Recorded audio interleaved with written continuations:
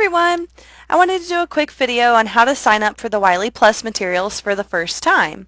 Some of you might have done this in other courses, but this is how we'll do it in our course.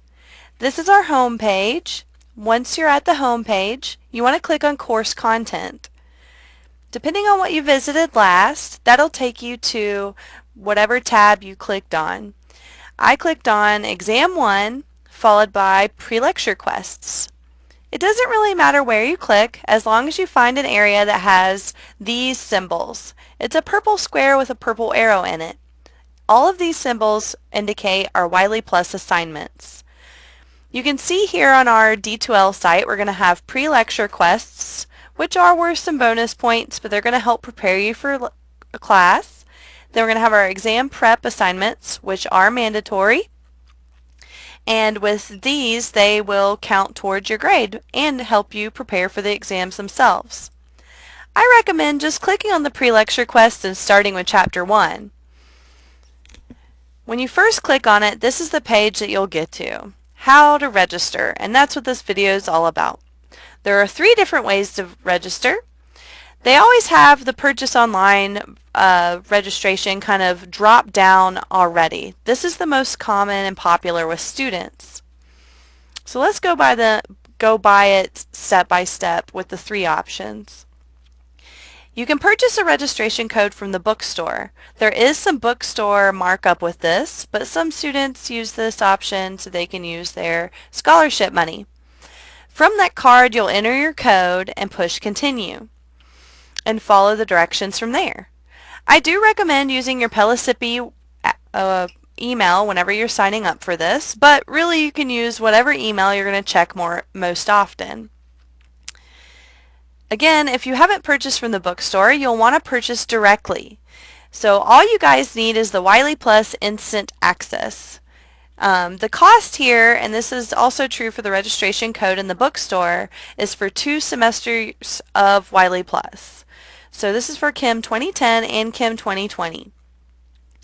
So you can add this to the cart and again follow the rest of the directions, which is going to have you signing up for WileyPlus using your email. Now if you've had an email address used for WileyPlus in another class, you'll want to make sure to use that same email address. There are 2 other purchasing options. If you want to have a hard copy of the book, choose WileyPlus Instant Access and the loose leaf book. The loose leaf book is the same thing as the hard copy book.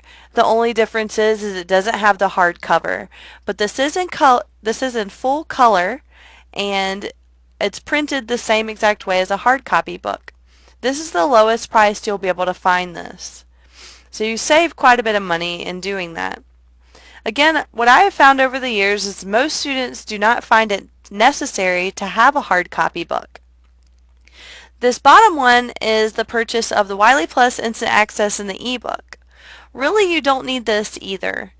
With the Instant Access, you can print pages from that if needed, just only 10 at a time. Also, you can open these up on your mobile devices to do the reading. Not the homework assignments, but the reading. So you don't really need this bottom option either. So again, I have found that most students find the Instant Access only to be the best option.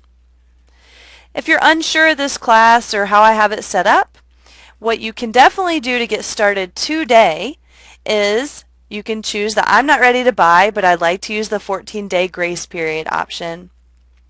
You guys are going to have an assignment due in the first few days of class. So if you're not ready to buy the access, or if you don't have your registration code from the bookstore yet because of financial aid holds, start your grace period. Let's see what that looks like. When you start your grace period, you're going to go to WileyPlus after you've selected that option, and it'll usually have you enter your email address and things like that. As the student I am right now, they've already signed in using WileyPlus. But once you put in your email and everything, you only have to do this process one time. Once you've done it one time, it will remember you every single time you log into D2L. So once you get a screen like this, which is the chapter itself or the homework, then you are ready to rock and roll. If you do the grace period, it'll remind you how many days you have left up here in the top right, and it will also give you a register now option. So whenever you're ready to actually register, which you eventually will if you plan on staying in this course, this is where you'll do it. Don't worry, I'll put an announcement on D2L to remind you that your grace period's about up. But that's how you register for this. There's two things that I want to point out that you might run into in your registration process. I have a screenshot of these. So the main thing that's very common right off the bat is the swirl of death.